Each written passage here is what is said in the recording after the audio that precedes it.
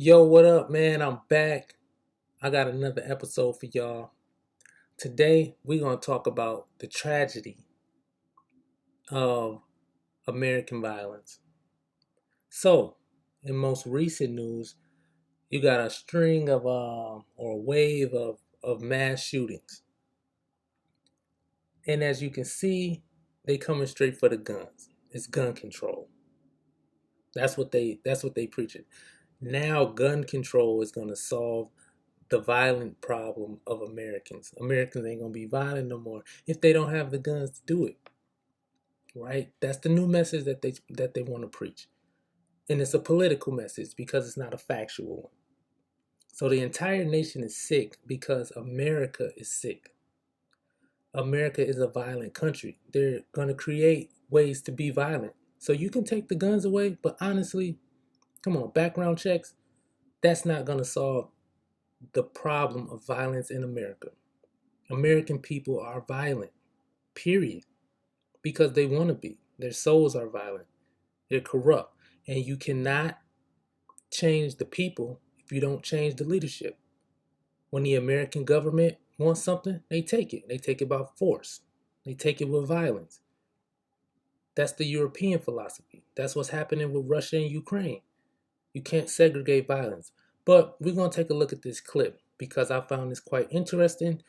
Steve Kerr, if you're not familiar with Steve Kerr, it's because he's really a nobody. He was an NBA player, and now he's a coach for, I think, Golden State Warriors. I'm not sure. Wherever he's coaching, he's a coach now.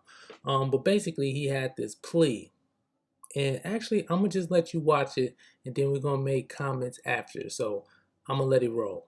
14 children were killed 400 miles from here, and a teacher. And in the last 10 days, we've had elderly black people killed in a supermarket in Buffalo. We've had Asian churchgoers killed in Southern California. And now we have children murdered at school. When are we going to do something?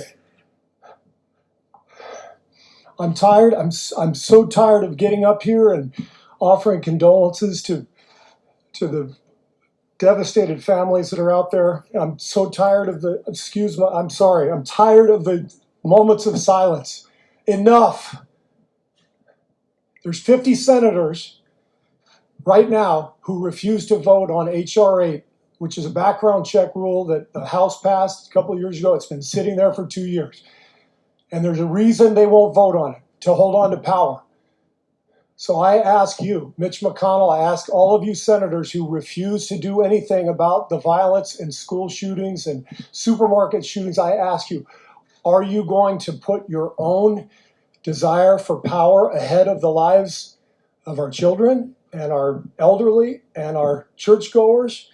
Because that's Okay, it's more to that. If you want to watch it, you can go on YouTube and look at the whole clip. But that's enough. I just wanted to kind of put out like this. This is his plea, and did you see it? I mean, it to me, it didn't really look. It looked like he was frustrated. But why is he frustrated now? I mean, when are we gonna do something? We gotta do something right now. They won't vote on it. They're trying to hold on to power. Man, ain't nobody trying to hear that. Because violence has been an issue for so long. Why? Is it a problem because they kill kids?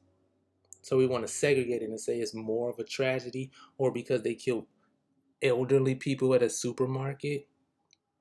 So if a gang member kills a gang member, it's not a tragedy. Why? Because they're bad people. Okay, violence is a problem in America. The more you segregate the violence, just proves that you're not really trying to solve the violent problem. You're doing it in a prejudiced manner. It's not more or less of a tragedy if my cousin is in a gang and he gets killed. It's gonna hurt me just the same as if a kid gets killed at school, because death is not funny.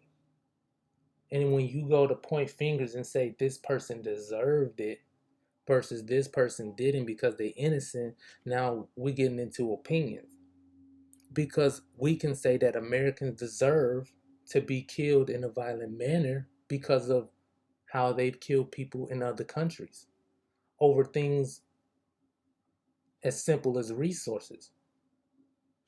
So how can you say that Americans don't deserve it?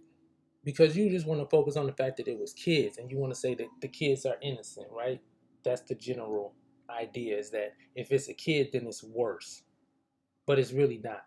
Because if a person is standing at a bus stop and if they had a criminal history, it don't matter. So trying to gain sympathy because they're children is part of America's problem because it's a issue of violence. It's not an issue of if the victim was innocent of all crime or all, sin. Like that's irrelevant. And that's why America is gonna keep having this problem because they're not getting the point.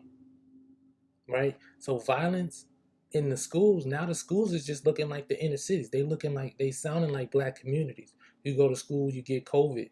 You go to school, you get shot. That's been happening for years. That's been happening for generations. But it was okay when it was just happening in the hoods or what we call ghettos or black communities or Asian communities or Hispanic communities. It was all good, which is where a lot of these kids come from. And y'all didn't care about the violence that they was facing on the day-to-day when they went home. But you care about the violence that they face because in school it shouldn't happen. It actually shouldn't happen anywhere, whether you want to hear it or not. So the country is sick because the leadership is sick. The Democrats and the Republicans. The government itself is sick because of how they handle issues. They do not know how to handle issues non-violently, which is why the citizens are following in the footsteps of the leadership.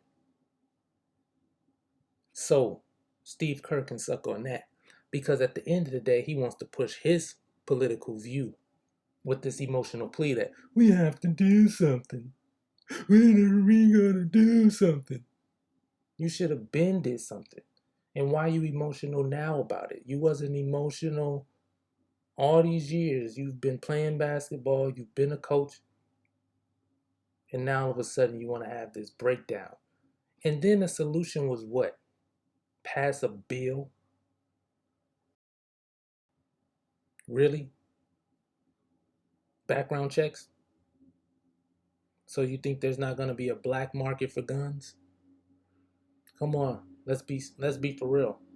Even if you went into people's houses and took the guns from everybody, you think that that's really going to go over well in the long run? You don't think those people are going to be bitter and maybe even take it out on their family members since you basically bullied them and humiliated them if you run into somebody's house with the police or anybody and you confiscate guns and now that person's angry and frustrated because you took a level of freedom and control from them and you think there's not going to be a violent response to that or an aggressive one? So you have an increase in domestic violence now?